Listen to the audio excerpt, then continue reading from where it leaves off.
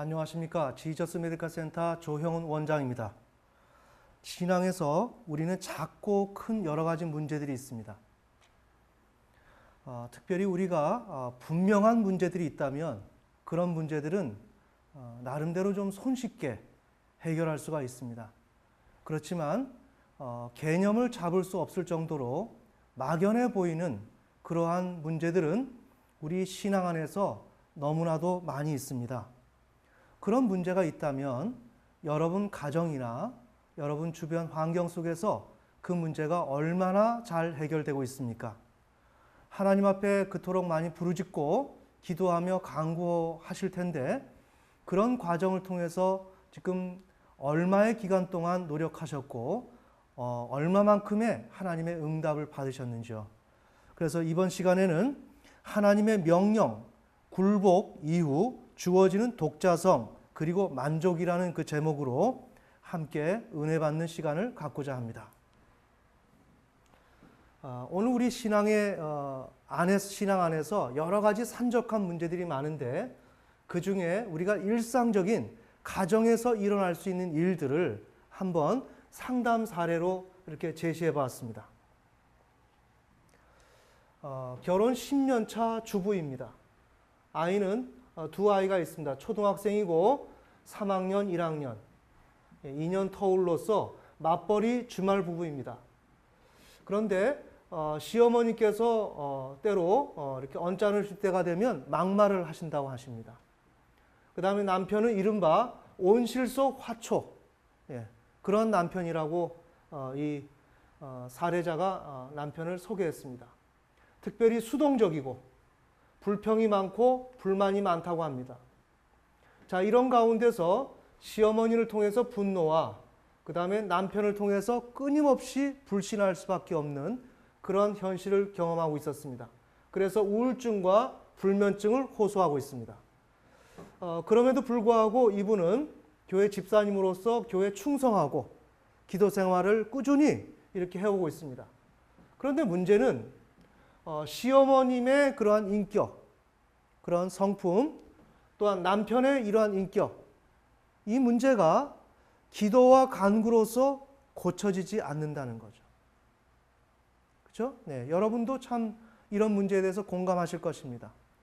이거보다 좀 작은 문제라면 그건 좀 우리가 해결적인 방안을 생각해 볼 수 있고 또한 가시적으로 그런 결과가 좀 나올 수 있을 텐데 더군다나 오래 사셨고 또한 연륜이 되셨는데 성품이 굳어질 대로 굳어졌는데 그 성품이 어떻게 변할 수가 있겠습니까?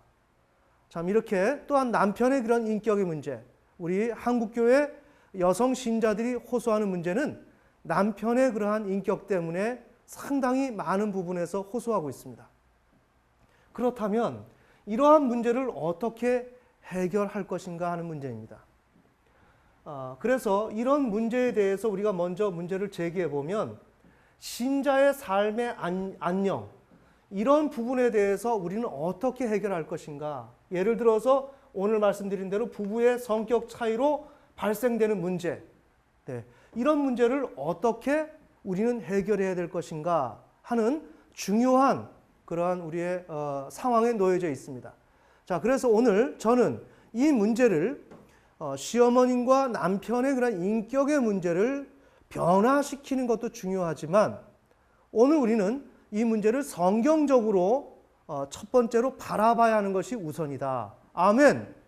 네. 그래서 이 부부의 성격 차이 또한 시어머님의 그러한 성격의 문제, 이런 문제는 심리적인 문제로 우리가 좀 압축해서 생각해 볼 수가 있습니다. 하지만 이러한 문제의 그 치료는 심리 치료가 우선이 아니라는 것입니다. 네, 심리 치료 매우 중요합니다. 하지만 심리 치료 이전에 인간의 독자성과 관련된 주제라는 것입니다. 오늘 호소하는 문제는 그러니까 인간은 어느 한순간이라도 하나님을 떠나서는 언급될 수가 없다는 것이죠. 자, 우리 이러한 시어머님과 남편의 문제, 또한 오늘 우리 여집사님의 이러한 신앙의 문제, 이것을 우리가 논의하기 위해서는 오늘 당사자들의 그러한 실존, 당사자들의 그러한 입장을 객관화시킬 수 있어야 되는데 우리는 이러한 대상을 성경 안에서 객관화시키고 존재시켜야 합니다. 아멘. 네. 그래서 성경 속에서는 먼저 이런 사람들을 객관화시키는데 성경의 입장 가운데서 객관화시켜야 하며, 그럴 때 이 사람들은 우선 어떻게 논의되어져야 하냐면 하나님을 떠나서는 전혀 언급될 수가 없다는 것을 먼저 우리는 언급을 해야 됩니다. 하나님과 연결시켜서 이 사람들은 논의가 되어져야 한다는 거죠. 즉 이러한 논의가 없이 바로 심리치료가 들어간다든지 바로 어떤 하나님의 말씀을 전달한다든지 하는 것은 나름의 의미와 효과는 있을 수 있을지는 몰라도 하나님의 관점에서는 거의 무효다. 하나님의 관점에서 이 문제를 다루기 위해서는 먼저 인간이라는 존재는 우선 하나님을 떠나서는 한순간이라도 아무런 의미가 없다. 그러기에 우리는 하나님 앞에서 이러한 인간을 상정하고 따라서 상정한 후에 일정한 그러한 조치를 취해 나가는 것이 바로 성경적인 방법이다. 자, 그런데 우리의 현실은 이러한 개념이 거의 정립이 되어 있지 않습니다.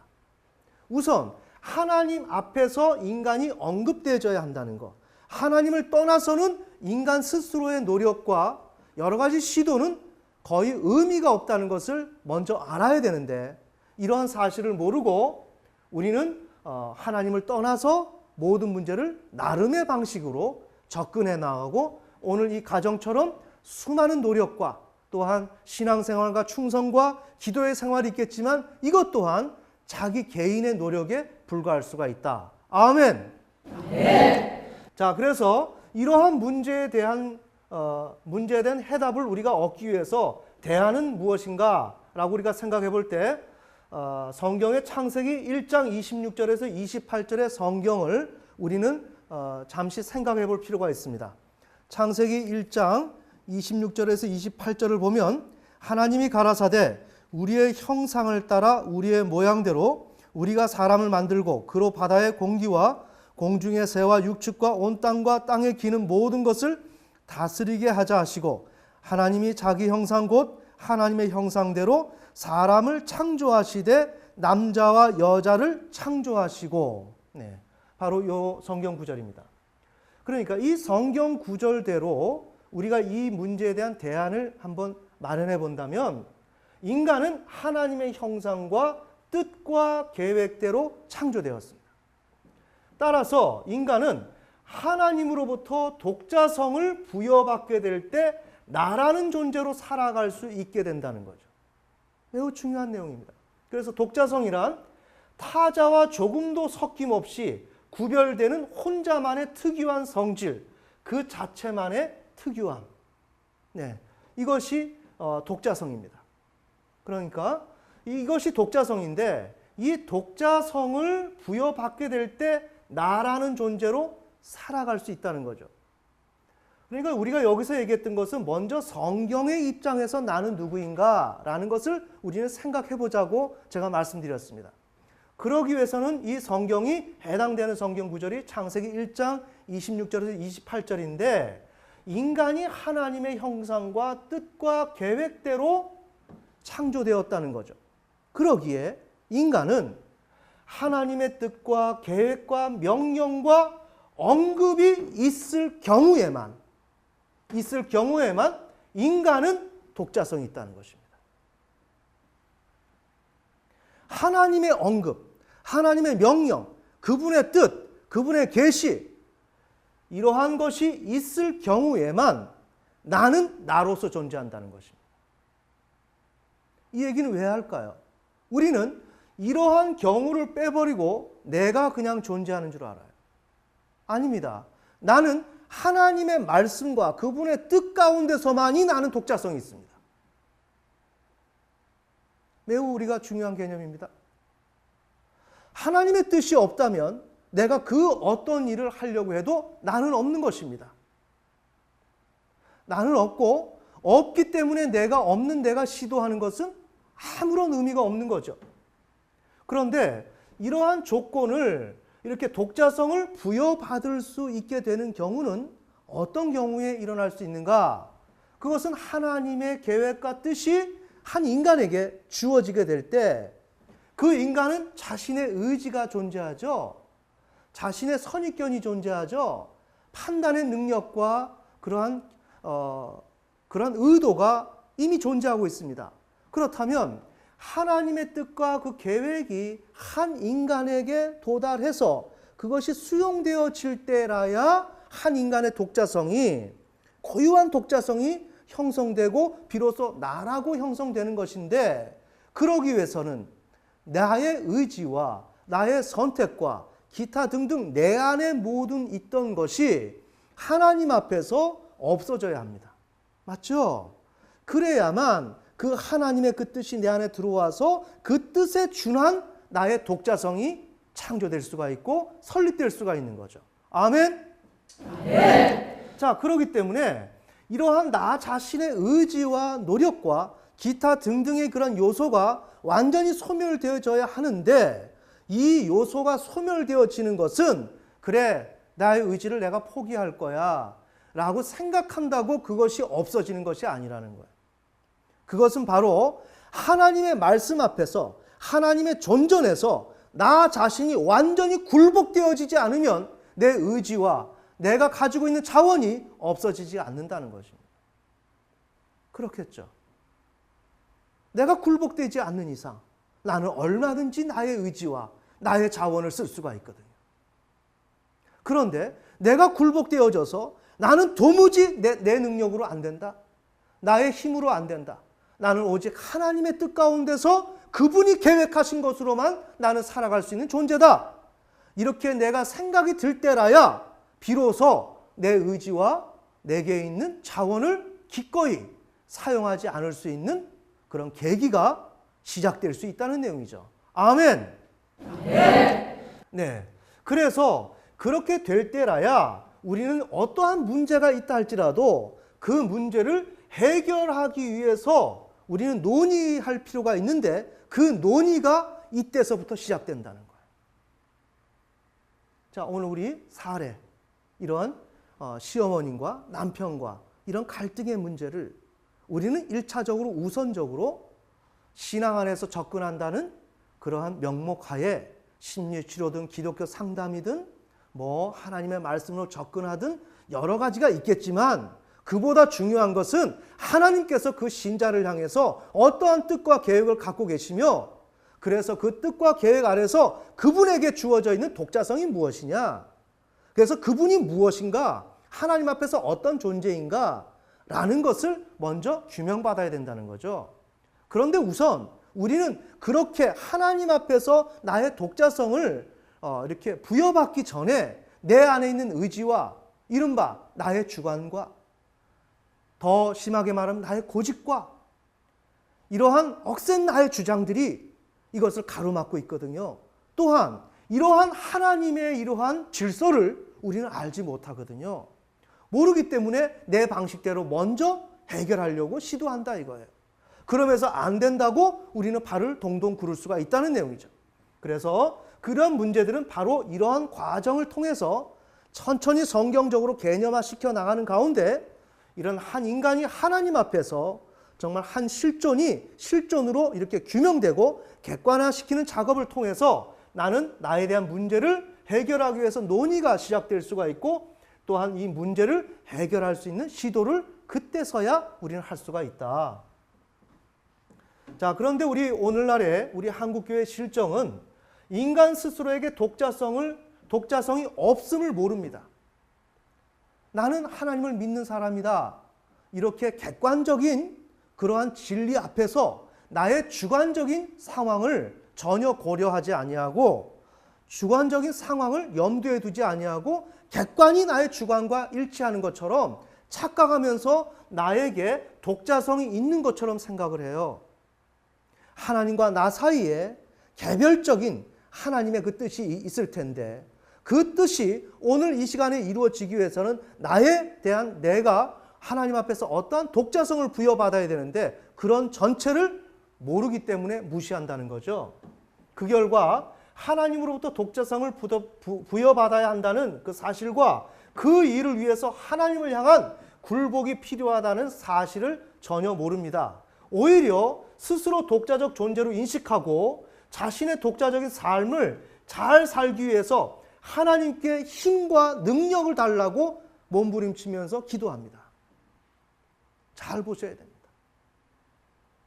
이 문제는 인생 가운데서 절대적으로 풀지 않으면 하나님 앞에서 문제 해결이 안 됩니다. 이 문제는 성급하게 나갈 문제도 아니고 더디다고 안타까워할 필요도 없습니다. 왜냐? 하나님은 순서 원칙대로 하시기 때문에 그렇습니다. 아멘. 네. 자, 그러면 우리가 성경의 이런 실정을 우리가 한번 거슬러 올라가서 살펴봅시다. 창세기 3장 1절에서 5절에 선악과 사건이 있습니다. 여기에서 하와가 왜 선악과를 먹게 되었을까라는 문제를 우리가 좀 생각을 해봐야 됩니다. 그 문제는 하와가 단순하게 하나님과 같이 되려고 하는 마음이라고 하는 단편적인 그런 관점으로 접근하기에는 너무나 아쉬움이 많습니다. 좀 더 구체적으로 말한다면 오늘 우리가 이야기하는 맥락 속에서 독자성, 선택과 결정이라는 측면을 함축하는 그 독자성, 이 독자성은 하나님으로부터 받게 된 후에야 주어진다는 것을 몰랐다는 거예요. 천천히 생각해야 됩니다. 나라고 하는 그 독자성, 나와 타자가 있다면 그 다른 모든 사람들과 완전히 구별된 내가 나됨이 될 수 있는 그러한 것은 하나님으로부터 받게 된 후에야 그것이 주어진다는 그 사실 자체를 몰랐다는 거예요. 그것을 몰라서 그는 그 독자성 하에서 자신이 결정해서 선악과를 따먹었다는 내용이에요. 매우 중요한 내용입니다. 자, 창세기 2장 17절에서 하나님께서 선악을 알게 하는 나무의 실과는 먹지 말라 금지를 하셨습니다. 이때 하와에게는 순종의 마음, 그래 나는 하나님 말씀대로 순종해야 돼 하는 마음이 있었을 거예요. 하와가 아무 생각이 없어서 욕심에 의해서 하나님과 같이 되려고 따먹은 것이 아니라 한편의 마음에는 순종의 마음이 있었어요.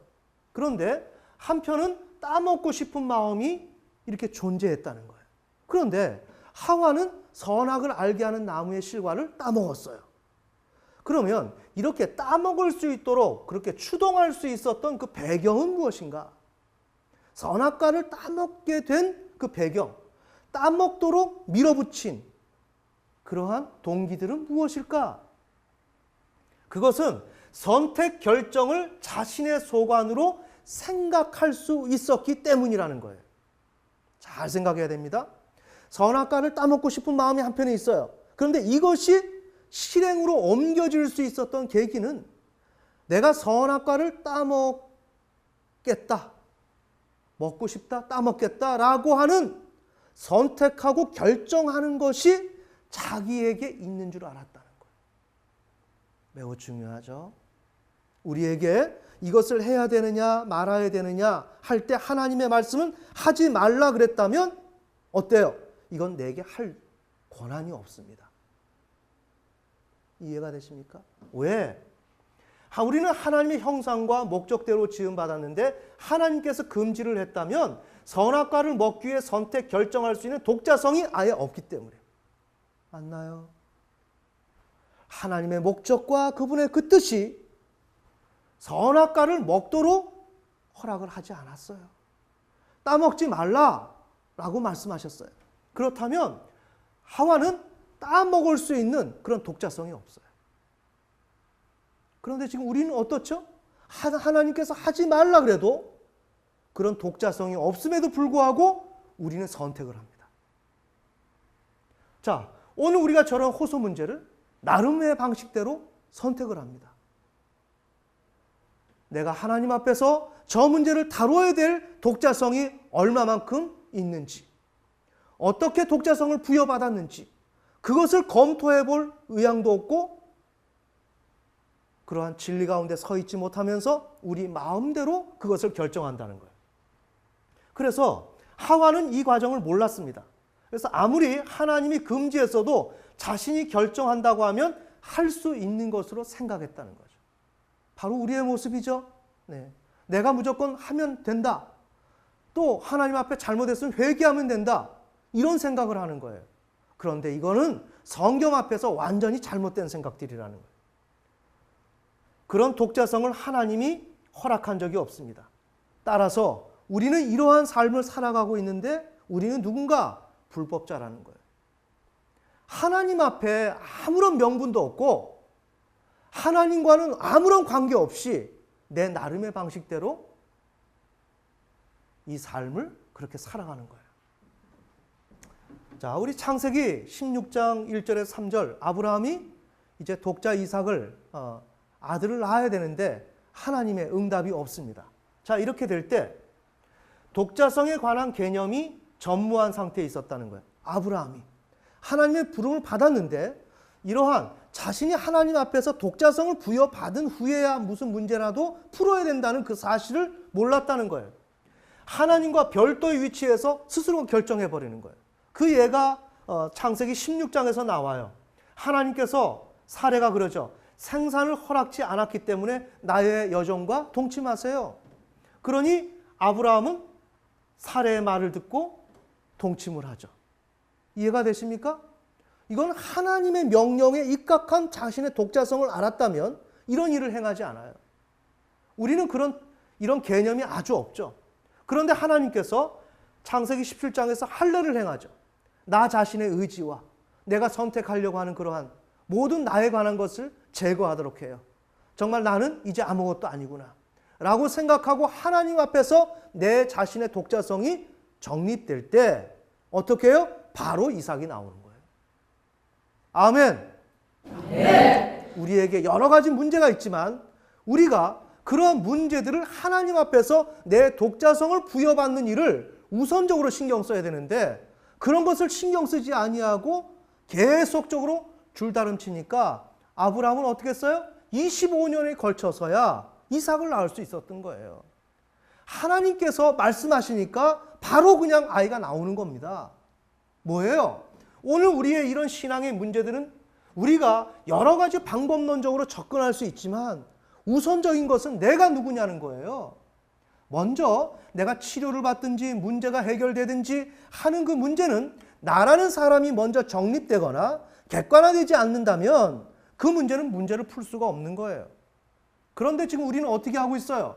나라는 사람이 누구인지도 모르고 하나님 앞에서 나를 어떻게 상정해야 될지도 모르고 그건 아랑곳 없이 내가 줄다름친다 이거예요. 오늘 우리 상담 사례에서 왜 이 내담자가 분노와 불신을 갖고 있을까요? 왜 갖고 있을까요? 왜? 이들이 자신의 마음대로 안 따라오거든요. 지금 우리 신자들의 문제 아닙니까? 그런데 이는 그런 말 할 필요 없어요. 여성은 왜 태어났어요? 남편을 돕기 위해서 태어났어요. 아멘. 네. 돕는 배필로서 독자성을 부여받았다 이거예요.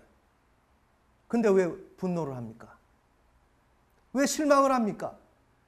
돕는 배필로서 사명을 받았으면 도우면 그 사람의 임무는 끝나는 거예요.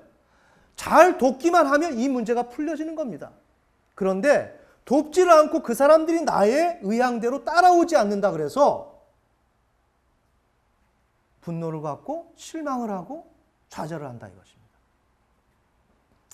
자, 오늘 제가 이렇게 상담 사례를 통해서 여러분과 함께 문제를 어떻게 풀 것인가 하는 문제를 우리가 논의하면서 우선적으로 우리가 제시할 수 있는 것은 하나님의 형상과 뜻대로 지음받은 우리는 하나님의 그 뜻대로 순종할 때라야 우리의 독자성이 부여되고 그때서야 나라는 존재가 하나님 관계 속에서 정립되며 나라는 존재가 성립될 수가 있다. 그때서야 우리는 여러 가지 문제들을 풀어갈 수가 있고 시도할 수가 있다. 자, 그런데 오늘 우리들은 이러한 문제를 전혀 모르고 부분적인 인간적인 방법으로 먼저 그 방법을 우리가 사용하고 그것을 사용해서 그 뜻대로 우리가 이루려고 하다 보니까 실망은 실망대로 크고 하나님과의 관계 속에서 정립이 안 됐기 때문에 문제가 풀려지지 아니하고 문제는 계속적으로 지연되고 해결이 안 된다는 내용입니다. 아멘. 네. 그래서 오늘 우리는 우리 앞에 주어져 있는 그 독자성이 무엇인가? 하나님께서 나에게 명령하신 것이 무엇인가? 그 명령에 내 의지와 나의 어떠한 그런 뜻들을 과감하게 철회하고 그분 앞에 내가 순종하는 마음으로 나갈 때 나는 그분 앞에서 나라는 존재가 명명되고 설정이 되면서 나는 누구다라고 하는 것이 바로 규명이 되는 것입니다. 이러한 작업들을 여러분이 신앙생활 하는데 더 지체하지 마시고 아니면 이런 작업을 빨리 이런 개념을 받아들여서 여러분의 인생을 이제라도 순서에 맞추어서 이렇게 한 단계 한 단계 이렇게 단계를 밟아갈 수 있는 여러분이 되시기를 원합니다. 부디 오늘 다룬 내용이 잘 적용되어서 여러분에게 미처 해결되지 못한 문제가 있었다 할지라도 하나님의 은혜 가운데 잘 정리되는 여러분 되시기를 예수님의 이름으로 축원합니다.